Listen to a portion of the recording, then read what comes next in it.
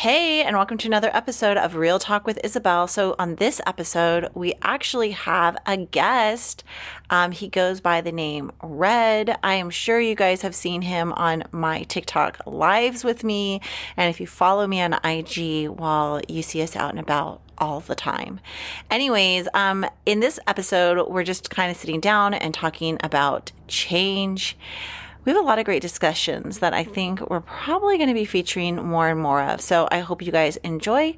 Make sure you like this podcast, you share this podcast, you subscribe to this podcast. And I always like to hear back from you guys. So don't be afraid to shoot a message and leave a review. Those reviews help us go up and up and up. Okay, bye. Hey, y'all. Hey, y'all. I don't know the name of this podcast. You don't know the name of my podcast? No, what is it? It's just like Real Talk with Isabel. Oh, God. What? You don't like my name? It's cool, but we never discussed. You never told me. It used to be called Successfully Spiritual. Oh. Because I felt like everybody's successfully spiritual. And the whole point of the podcast was to highlight those that were successfully spiritual. And then now I just put Real Talk because that's just what I just like to talk. And people like to listen. All right. So Ryan's here. Yeah, I don't know who you are, Ryan. Hi, everybody. Welcome to the Real Talk with Isabel podcast. I go by the name of Ryan, a.k.a. Red the Exec, a.k.a. Mr. Simple Visions, the photographer, a.k.a. Oh, my God. How many AKAs do you have? That's all I got. I was going to keep going, but... follow me on Instagram at Red... I think it's Red. Oh my God, he is literally just pitching himself right now. Let's see. Oh yeah, Red _ the Exec.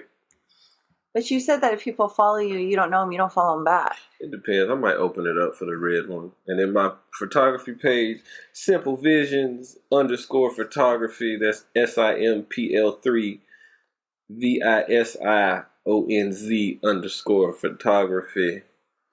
Yeah. 5 minutes into the podcast later, after all his info drops. I gotta, you gotta sell it.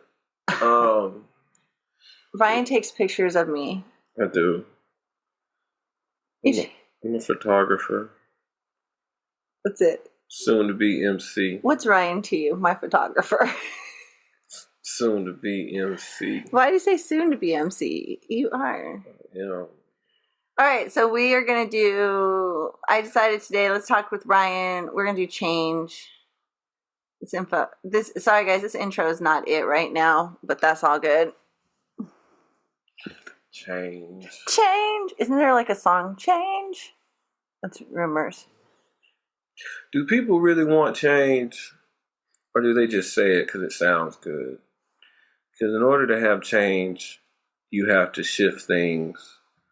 Whether it be for you have to change, the people around you need to change, your business, your work ethic, your guilty pleasures, whatever it is. Do people really want that?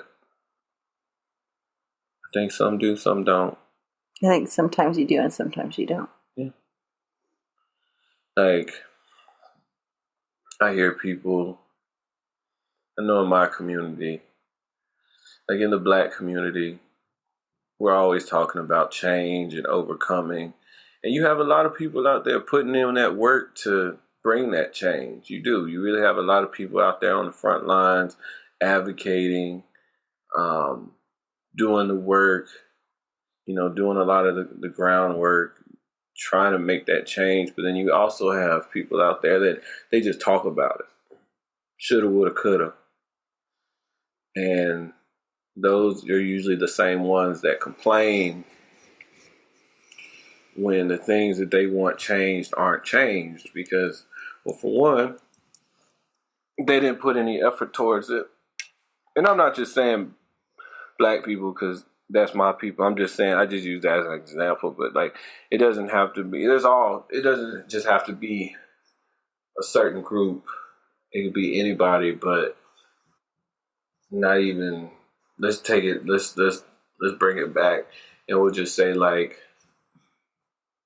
growth as far as, let's say success. You have people that they say they want success, but then when the opportunity presents itself to them and they pretty much lay it out for them, people don't want to take it. And the question is why? Are they scared? Are they afraid? I think it's comfortability. They're comfortable. I think people get comfortable. People get comfortable, and then you don't want to move. I deal with that all the time, where people always have like a fear of change, a fear of whatever it is to move forward, yet they want to move forward. I don't like change. I don't like change. I mean, a lot of us don't like change. Yeah. You know there's actual phobia? Yeah. Huh? You know there's a phobia for change? No. You do? No. I was going to say, if you could say it. Changeophobia. No. Metathea is so. Okay, say phobia at the end. It's like metatheophobia. You got a whole phone right there. You could have looked it up. Metatheophobia. That's literally what it's called. Which now is kind of weird because the meta's at the very front of it. But it's basically like people that are scared of change. Like you're comfortable in your consistent place right now. Because change is upheaval. I mean, there's been times where I didn't like change, but I knew it was. I mean, you live your life in change now. Yeah. I mean, but we just had this talk yesterday. You don't live your life in permanency. Yeah, everything's temporary. Everything's temporary. But I'm used to temporary. Like I expect things to be temporary, but it's also like I understand nothing is forever. And I've come to terms, the older I get and the more mature that I become, I understand that things are meant to happen even when I don't want it to happen per se. Because I always look at it like, if I'm in a situation that I'm really comfortable in, and then out of nowhere it gets pulled from under me, yeah, I'm gonna be mad and I'm gonna be like, I'm gonna be upset about it. But then I also know in the back of my head, it's like something bigger and better is on the way. I just don't know what it is, and that's kind of how I've always lived my life. Because, and that's usually how it ends up. Whether it be moving somewhere different, switching the people I might associate with. I mean, these past couple months, a lot of people that I used to associate with, we fell out, they fell off. And at the time, it was uncomfortable. But after the smoke cleared, I was more at peace, and a lot more opportunities started opening up for me. And I think that's why I'm learning that just because you think something is for you, it's not always the case. It might be good for you or right for you at that moment, but that doesn't mean it's always going to be right for you. So you kind of just have to embrace it, because if you fight it, I feel like the universe has a way of like either you gonna bring your ass, or okay, I'm gonna drag your ass, and you ain't You can't cuss on here. Oh, I'm joking. Like, I'm joking. I think that's the way that most people are feeling right now. That was the month of June. What? June was just like the month that it was like the universe was just like, get out of the way. We're gonna throw this at you. Like whether or not you want it or not, like this is your path. This is the way it needs to get lined up. And like whether or not you're ready for it, like we're gonna remove these people out of your life. Like there's been a commonality with June for a lot of people with that. No, I believe it. I just don't know what July is now, but I know that's been June has been a lot of change for a lot of people. I feel like this has been the year 2024 has also been the year. I read this This is supposed to be our year of like living our destinies. Well, but they said 2024 is also the year of exposing. Well, that was literally starting at 7 last year, because last year was 7, and it was the year of spirituality and like secrets being unveiled. But I'm saying, like, for me, a lot of, like I said, once around the time I met you, that's when a lot of people's true colors started to show. But do you think that's because you met me? I'm being honest with that. That's like, I'm not even trying to be like, I just find a very commonality with this.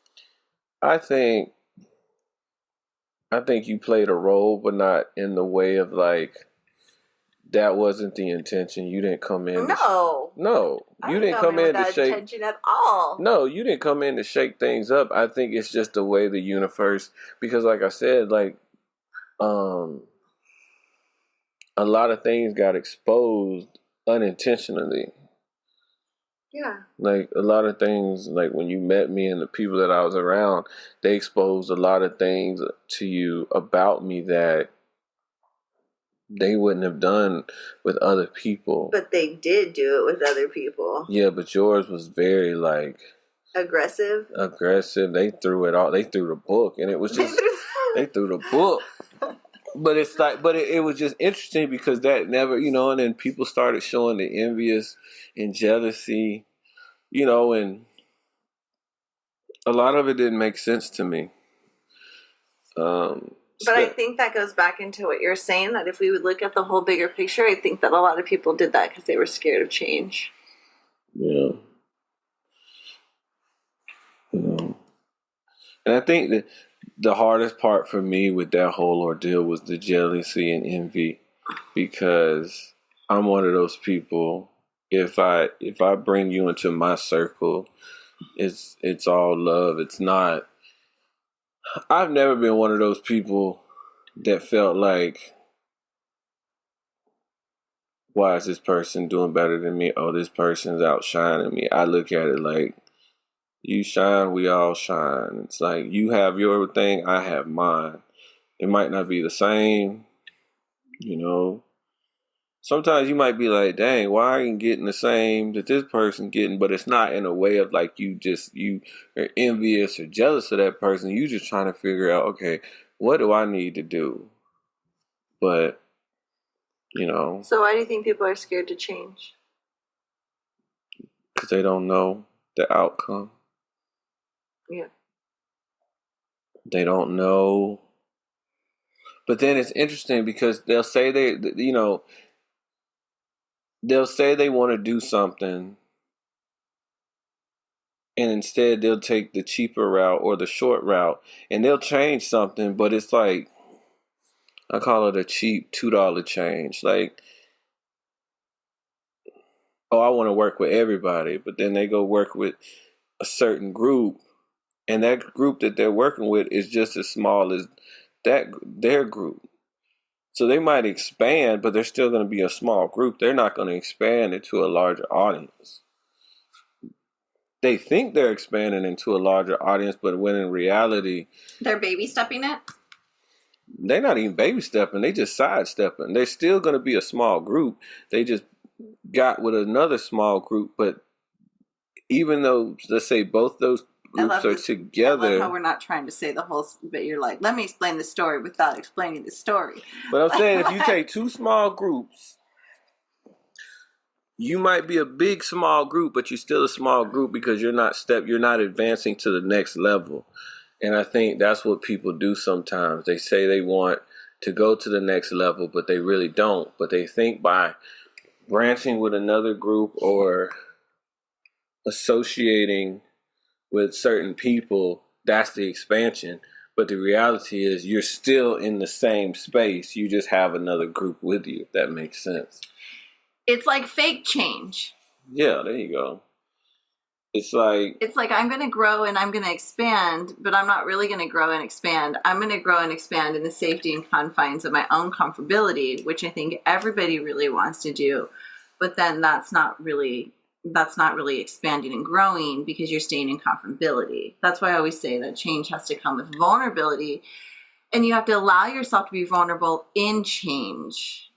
But vulnerability is really scary because you can't control the outlook on, like you said, I don't know what the future looks like. I don't know what I don't know what my future looks like. Therefore, I can't control it. And that's the end. I think that's pretty much the bottom line, is at the end that everybody wants to control. We all want to control our outlook. We all want to control our end game. We all want to know what the ending is before we've even made it a set. But what I find interesting, okay, it's a little spiritual thing. In the past timelines, okay, we're going spiritual for a second. In the past timelines, when I did readings, I would do readings and I was able to see your whole life. Like literally, I could tell you, you're going to get married, you're going to have these many kids, this is what it's going to look like, the relationship's going to look like this relationship's going to look like that. Okay? Still can do that, but here's the difference now. The difference in the last year and a half is that we as humans have become more of the creators of our destiny than we were before. Meaning that now we can't always see the end game. We can feel it. Some of us, like me and you, may get visions or glimpses of it, but we can't see the path necessarily to take to it.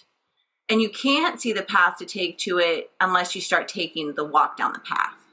And then it's like one step unfolds and one step unfolds and one step unfolds. And the reason is that any switch in time, this can change. That's why I tell you, like, I'll pick up readings on you, or I'll pick up readings and I'm like, look, I can see this, but this can also alter. Yeah. So like now people can't see their end game anymore like they used to, which I think is what keeps people stuck and afraid to change. Yeah. That's my thoughts. I think for me, I've always been able to kind of step out, try to step out. There's been times where I've held back and been afraid, not gonna lie. But then I think about my upbringing and where I'm from and where I come from. Like Isabel knows, it wasn't my home life. I had a great home life. Grew up, 2 parents, pretty privileged, pretty well off. But it was the rest of the world around me I saw. I saw a lot of people just kind of stuck, not really wanting to move. I saw a lot of people just comfortable being in the same spot. And then if you talk to the older people, it was always the conversation, shoulda, woulda, coulda. I should have did this when I was 21. I should have did this when I was 35. I'm 60 whatever years old now and I don't have nothing to show for it. Well, that's your, yeah. Or like, you know, we always talk about marriage. You know, I've talked to a lot of people that were happy with their marriage, but then I've also talked to people that, you know, once you get them on that liquor or you get them by themselves when they're vulnerable, it's that I should have waited. I only married her because she got pregnant, or I only married him because he made me feel comfortable. Why does this have to do with change? No, I'm bringing this up. I'm saying like settling. You're saying that people will settle all the time. Yeah, because they're afraid of the change, or like they don't want to take that leap. Yeah. Because they're afraid of the outcome, or they'll, instead of taking that leap, they'll settle for being comfortable. Got it. Like, I don't want to. I would rather be comfortable and know the end game versus being uncomfortable and not knowing what may lie ahead. And I think that's where a lot of people sell themselves short. I mean, that's why I have a job.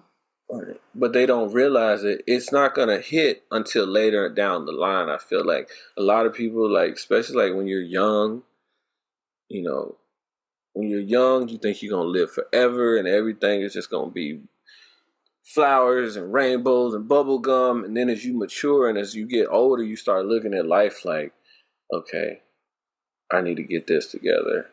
Okay, I'm at this age. What have I accomplished? Okay. And time is steadily ticking. And then before you know it, you have anxiety. You'll be all right. Before you know it, you done hit 60, 70, and you look back on your life and you're like, damn, I haven't done anything. And the reason I say that is because I have people in my family like that. I've talked to people like that have talked to me, and they've given me advice. They're like, Ryan, when I was your age, I was looking at things like this and I didn't think about this, but now, you're in a good spot. Maybe like my uncle, he's always preaching. He's like, you need to buy you some land, get you some property,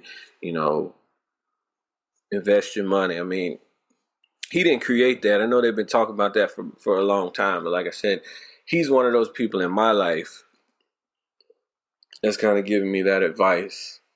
And that's kind of how, like I said, going back to the whole change thing, that's how you kind of got to, I know that's a lot to take in, but that just kind of goes back to change where, what is going to be the outcome? What's the end goal? What's the reward? What's the risk? But speaking of risk, that's also why people don't change. Because there's a risk. There's a fear of failure. So they're like, if I know at least right now I may be failing. This sounds crazy. At least right now I know I may be failing, but I can control and I know this game. Mm-hmm. If I take the leap, then I don't know that game. But then you have to look at like the positive aspects.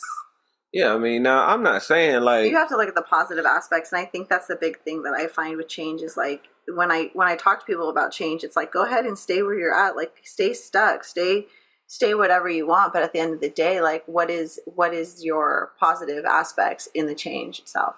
I think change has to be strategic. Like, let's say that is not the way change works for me.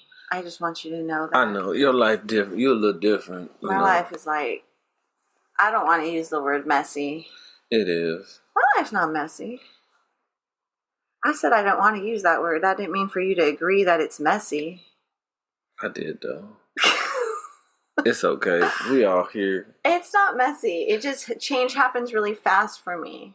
No, I mean, like literally you talked about it and it's like the universe is like, oh, you ain't going to change. Like we're going to rip this out from the bottom and we're going to change you. And like when I choose to change, I'll choose to change in a heartbeat. And the next day it'll flip the script. That's like, I change real fast. Like there's no hesitation. When, like, that's why I say when I'm done with you, I am done with you. If I'm done with something, I'm done with it because that's how fast I change. It's like boom, boom. See, I'm a little different. I let things kind of marinate and I kind of look at it like, it's almost like I give you a shot. I give you a chance. It's like, you know what? Maybe your head, maybe you oops and I mean, if you're talking in relationships. Yeah, I'm talking about people. You're talking about change in relationships? That's not just like dating. That's anybody. So change with anyone. Meaning like coworkers, friendships, relationships. Yeah, like I'll look at the big picture. Humans, not in situations. Yeah, I always go to the big picture of things like, okay, where is this coming from? Where is your energy at? Why are you acting this way? Like I look at it, but then I take a step back and I'm like, you know what? Let me have analyzed this. Yeah, but that's your issues. You marinate too long. Uh-uh. You just called me messy. I'm going to tell you right now that you marinate too long. Okay. And how's that working for you? It's working. We be over there. We be somewhere over there. How's that working? It be over there. We be somewhere over there. Somewhere over there. We don't ever know where over there is, but that's how your parents just be like, just go over there somewhere. He'd be like, Mom, well, just go over there. You don't even know where you're going. Next thing you know, you done ended up at the neighbor's house because she said go over there. You don't even know where you're going. Yeah, that's a difference though. That's different. I don't know. I'll tell you what. I'll think about if I'm in a relationship, a friendship, a situation, a co-working thing. If somebody, what are you looking at? I was looking at you on TikTok. That little TikTok. I just put it on. I'll marinate for a bit. Give me about 24 hours, 48 hours. You get about 24 to 2 days. Damn, she doing it by the business. I am though like that. I can't do it. It takes too much of my energy. It takes too much stress for me to give you that. Do you have to think about it when you are thinking about change? And let's say you're over a situation or a friendship, and you are taking that time to think about it, or as you say, marinate in it, guess what you're doing? You're giving them your energy. Yeah, and I think I will admit that. I'm like, I don't need to give you my energy. I done gave a lot of people my energy. Yeah, I don't need to give you my energy. Yeah. So I'll just take it right back. Like, give me my shit. So you take your basketball and go home. I take my basketball and go home. Or I throw the ball at you and then go home. See, I kick it. I kick it over the fence if you throw it at me. Yeah, but you took a week to kick it over the fence. I'm already gone by then. That's cool. I'll come find you. Just so I can be like, you see this ball? And then I kick it. I'll come find you. I'm the type of person to be like, oh, this is what you do that. I will. I am petty. If I am mad at you, I'm gonna marinate on it. And I'm like, you need to respond. You need to say something. See, I think about it. Give me a second. And then 2 days later, you're like, okay, now I'll respond. Because the thing is, too, because the way I move, I know whatever, like let's just say when I'm mad, I know once it's there, I'm going to say anything that I say is going to cut. And it's like, I don't want to, I know that. You tell me I'm nice. I am nice. That's why I say I don't want to. Yeah, but you come out with this like, I'm gonna cut you, and you're nicer than me, Ryan. But I'm saying that's because I refrain, because I have that I hold back, because that's the thing. I hold back, and I know I hold back. But that's the thing. I don't want to be angry. Like, I don't want to say something to you that's gonna cut you. Like, I don't want to. I could, but I'm saying, like, I don't. Like, if we're getting into an argument and I know I'm about to say something that's really going to ruffle her feathers or ruffle these feathers, I'll stop, because it's like, what? Okay, I say what I... You ain't calling anyone's dog stupid. Why would you call... Yeah, you call Slim stupid? Y'all, she called my dog stupid because she was mad at me. I told her, you better apologize to Slim. She apologized to him. But no, what I'm saying is, like, I'm one of those people... I don't like being angry. I don't like saying evil. Like, I don't want to say things to, like, put you down. But, like, I know once you rub me the wrong way, I already have something I'm going to say. But I'm like, no, because, yeah, it might feel right in that moment. But then it's going to change everything. It depends on the person. Like, I know there's certain people that if I get mad or they get mad. Okay, go ahead. We can say something to each other and be like, you know what? Hey, this is what it is. Yeah. You was mad, I was mad. It's whatever. And then there's some people I know, if I take it there with them, they're gonna hold that till, like, maybe to the day they die, because they're gonna be like, oh my God, I can't believe you said this. Like, so it's like, yeah, I was just in the moment, but they're not gonna look at it. So I always look at it like, let me think about what I'm gonna say. But then there's also times where once I'm over it, I'm just gonna say it, and then whatever happens. And I think that's the difference, is that I don't like being angry or mad, but, like, I don't know. I think that when I'm over it, then I just don't want to do my energy with it. But see, I also look at it like, you know, I think it kind of goes back to, like, you look at the person and it's like, it's kind of like when you know you can win something, or you know you can just walk past some, like, you know you can just, how do I put it? Kind of like, it's kind of like the analogy I said, like, say you're playing, like, basketball or something with your little brother or your little sister, and you know you can beat them by, like, 30 points, but instead you either make it seem like, oh, it's such a tough game, or, oh, you let them win because you know, like, you give them that. And I think that's what I've done with some people, but not in the sense of they say something crazy and disrespect me, but it's like, you know what, I'm going to be the bigger person and let you have this, because I know if I say what I need to say, it's going to hurt you, or it's going to do something to you that's going to affect you. It might not affect you for a long time, but it's definitely going to change our relationship, because I'm going to take it there. And I think for me, I never want to take it there with people that I actually care about. Now, if I don't care about you, it's whatever. I'm going to say whatever. But, like, if somebody I care about, friend, relationship, family, whatever, I'm going to hold back, because it's like, I care and love you enough that I don't want to hurt you. So what's for the best? Let's say you're in a relationship, because that's always a thing question, right? You're in a relationship, a friendship, a situationship, a working thing, and you got to change it. You sit on it and think, or do you just feel what you feel and then move? You got to look at the pros and the cons. You got to weigh in on the good and the bad. What do I gain? Like say you're in a relationship, and you got to break. It's like we got to call you're on the fence of like, should I stay or should I go? You have to, they always talk about emotional and logical and all this other stuff.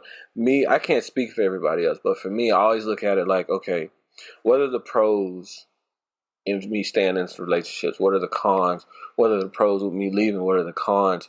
Is this a liability or an asset? Am I losing energy? Am I losing myself with this person? Or what am I gaining? Or I might not be gaining or losing anything. I've been in that relationship where, the girl was cool. She was nice, but I wasn't gaining nothing from it. I was helping her and helping her be better, but I was just kind of like, yeah, she was nice, but I wasn't really... She wasn't helping you. Yeah, I mean, I didn't need her, but to help me, but it's like, I'm not really... What am I getting out of this? So, and it's not saying that all relationships... on that statement. It's not saying that a relationship you have to give and get back and forth, but like... You don't think you do? To an extent, but not like... It's not like when we're talking about like intimate relationship, it shouldn't be, okay, I'm with you, what you gonna do for me? Well, no, I don't think you should ever say it or come off like that. Right, and it shouldn't be like that. But what I'm saying is... But there is a balance of there's a balance. Yeah, of giving and giving, but it shouldn't be it shouldn't be tally marks. No, but it shouldn't be tally marks. But some people, I know people that they do it. They tally mark it.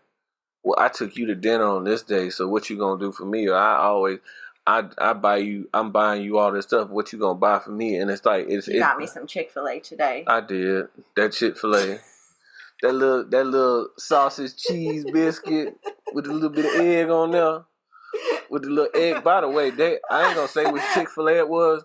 They was slow as hell getting the order. I sat at the window for like 5 minutes, and then the girl, I don't think she was all the way there. Back to Cause she just kept staring at me and she didn't say nothing. I'm like, is my order coming? She just looking at me confused. I'm like, maybe okay, wait. Okay, stop. The Chick-fil-A was slow. We get it. The girl was different. Yeah. All right. So relationships and change. You're saying you have to weigh the pros and cons. Yeah, you do. Okay. What about friendships and change? Same thing. Pros and cons. And I can. You do me dirty. I'm out. Oh, I was like, that's it. Ooh.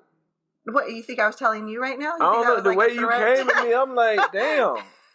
I'm like, what I'm getting attacked for? No, if we're in a friendship and you do me dirty, it's a wrap. I'm out.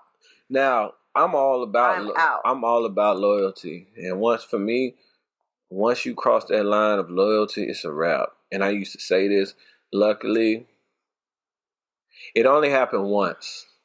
This was like 10, 11 years ago. I always used to say, if you my boy, and once you cross like a certain line of loyalty, everything's off the table. So that could be the girl that you really like, whoever, but it had to really be something serious to cross that line with me. To be that, and this person, he did cross a line that you just don't cross. So I went after the girl that he liked. That is dirty, Ryan. And I got her.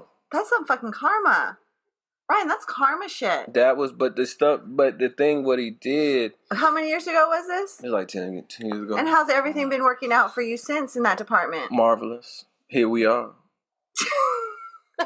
We here. But that's... Look, we had to go through all that to get over here.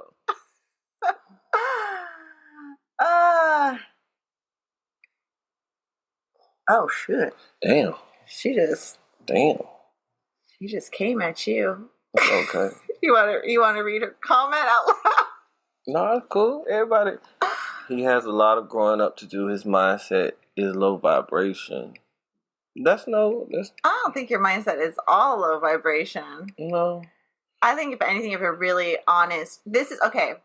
Thank you for your opinion. I mean, I'm not offended. I'm not offended by it. On the podcast right now, we literally have TikTok, and somebody said that Ryan has a lot of growing up to do and has low vibration. But this is what I want to state. I don't think people realize the honesty that we speak at. Yeah. And I think that's the thing. Ryan is just bringing different perspectives in that I don't think a lot of people are really honest in saying. And I think that's the thing. Just because he's honest, just because I'm spiritual, just because you're spiritual, doesn't mean we don't get angry, mad, upset, sad, jealous. At the end of the day, I'm still human. And I think that's the thing, that in spirituality and in growth, you just have to understand that it's not about getting rid of these emotions. It's about learning how to balance and handle the emotions at a higher perspective. And I think that's where it's like, he's just bringing the honesty of like, this is how it is. I'm over here. He's the one saying, I'm going to give you second chances. I'm going to listen to you. I'm going to sit in it. I'm the one telling you I'm going to cut you out. So. And I think I see what she said. She just got on. So basically we were talking about, we were talking about change and how to handle change. And you said you brought up friends and like if someone does you dirty. I said I'm out. She said she was out, and I said I'm a big. Oh wait, are you? Sound like we're all human. Me. What key? Oh, she walked in on the part we were talking about the. What were we talking about? The relationship? No, I didn't say it was. Dang, I gotta go back. What was it? I didn't say it was all about me. I'm just saying some relationships are. Oh, we were saying that some relationships are all about what I can do for me. What do I get out of it? Like it is based on me. Yeah, like we were basically saying, like you have some relationships that are very, what do you say, transactional. So like I have friends that have been in relationships and they keep tabs like. I did this it's always a tab. It's like tit for tat. I did this, so you got to do this. Well, I did this, so why don't you do that? So it's always like and that's basically what we were getting at. There's some relationships out there that it's like, yeah, what can you do for me? No, it's all good. Ain't nobody tripping. Oh, no, it's all good. I ain't tripping. But no, like, what we talking about? Oh, going back to the friendship and friendshiping. I like that word. Friendship. It's not a word. No, but you know it's crazy. So like, I'll just go ahead. We all grown. So Amber, it's all good, girl. Ain't nobody tripping. It's all love. It's funny because going back to friendship. So when Isabel and I first met, my friend said Ran. I had two friends. They were friends at the time, and one of them. So Isabel and I started seeing each other. I don't know why. I thought you were about to say that you had two friends, like two people you were already seeing on the side. See, that's your thought part. I see. That's what I was like.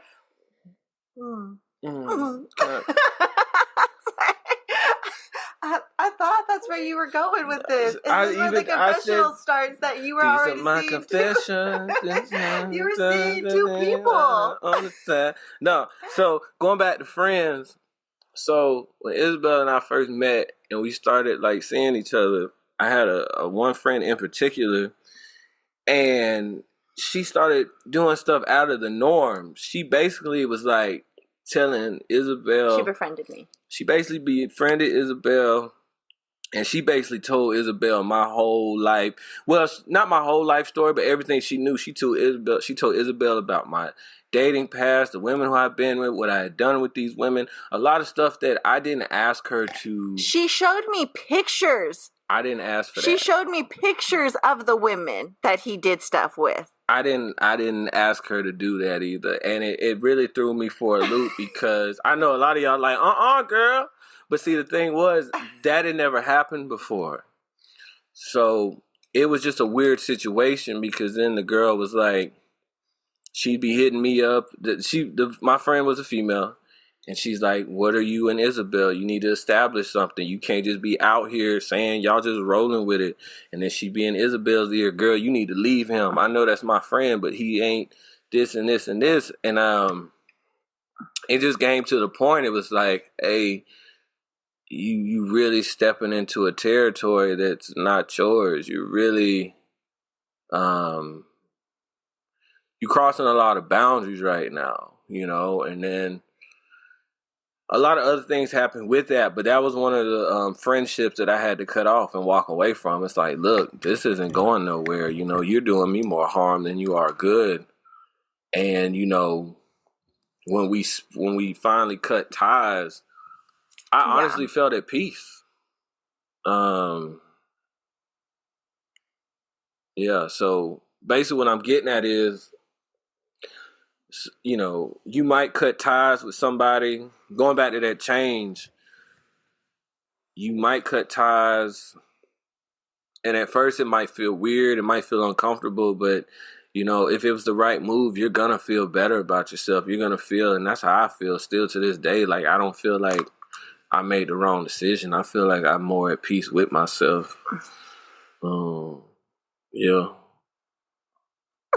Yeah.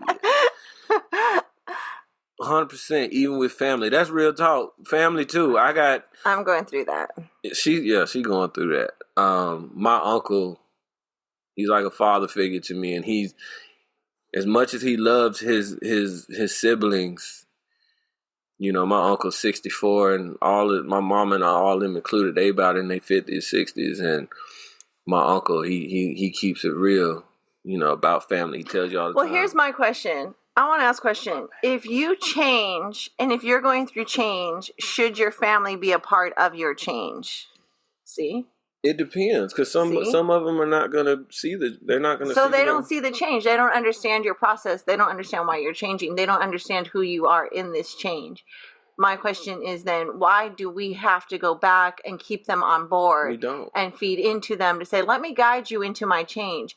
I don't have to guide you in my change. I don't have to let you know this is how I'm changing or how I'm moving or what I'm doing. You don't. I know what you're talking about. But I know you know what I'm talking about. But my thing is like, that's what I'm saying. Anyways, that's it. That's all I got to say. Okay, let's wrap this change up. Oh, my back. All right, so where are we going with this change topic? They don't have to be a part of it, right? Boundaries. They don't. But then you over here trying to tell me my boundaries are wrong. I didn't say your boundaries were wrong. I just said... What'd you say then? I said, maybe you just gotta be the bigger person. What's the bigger person? It's like, all right, cool. It's straight. We straight. We good. That's it. You don't have to be like, come into my world. Just be like, we good. I said that. Did you text it? No, I didn't text. See, you ain't texted. I got texted. You gotta text back. You gotta be like, what's your tips? Give me 3 tips on change right now. Quick. I didn't study for this. You don't have to study for it. It's off the top of your head. I need 3 tips on change. 3 tips for change. 1, is it for the better or worse? Number 2, look at the big picture. Look at your current situation.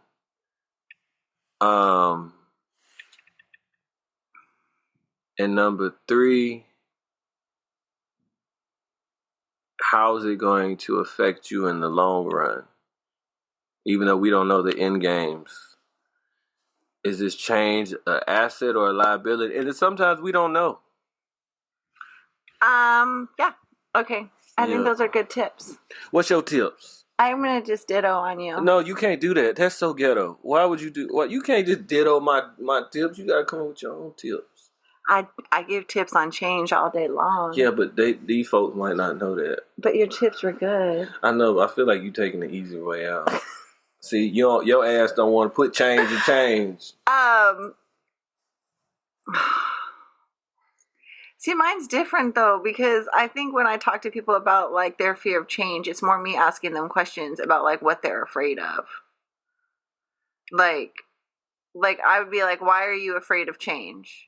So what happens if you stay in the situation you're in right now? Do you see it changing for the better, or do you see it staying the same? And if it's staying the same, then I'm going to say take responsibility for what you can change, and then take that responsibility that's yours and change it. So yeah, that's kind of where I would say, just because mine comes more from a coaching perspective. Yeah. That's where I'm like, I would twist it back to you and be like, what's making you stuck and why are you choosing to stay stuck? So then I'd be like, what's your fears of the change? So we out here playing wall ball or tennis. So I hit the ball and you just throw it back. It's what I do. I mean, that's what I do all day. I throw it back. I've been over there. Throw that back, I'm going to throw that stack. It sounds so wrong. I'm going to throw that stack. It sounded so wrong. But that's what I would say. Yeah. But I think your tips were good. I think at the end of the day, you got to know yourself. You got to know. You just got to ask yourself. I always just ask the big picture. Like, what's the end goal? What am I trying to accomplish? Like, what is, Because there's been times, there's some stuff going on right now. Like, I ain't going to go into detail with it, but there's some changes I know that's coming for me personally. And I understand that it might not be what I want at this moment, but I'm also looking at it like it might be for the best, because I know there's something bigger out there. And I think that's the way you have to look at it too. That change sometimes is forced on us, and you have to look at it from that perspective too. Yeah, because I like how someone said that he's making you do some shadow work. You do make me think. It's okay. That's cool. I'm not mad about it. Okay. All right. That's it. That's all I got. That's what we got today. We starting a podcast. We're just going to we talk a lot, but we don't write down our topics. Like, we just like, this is a good podcast topic. This is a good podcast topic. I'm going to just start putting it on the iPhone. Thanks for listening to Real Talk with Isabel. All right. We will catch you guys later. So like and subscribe for more.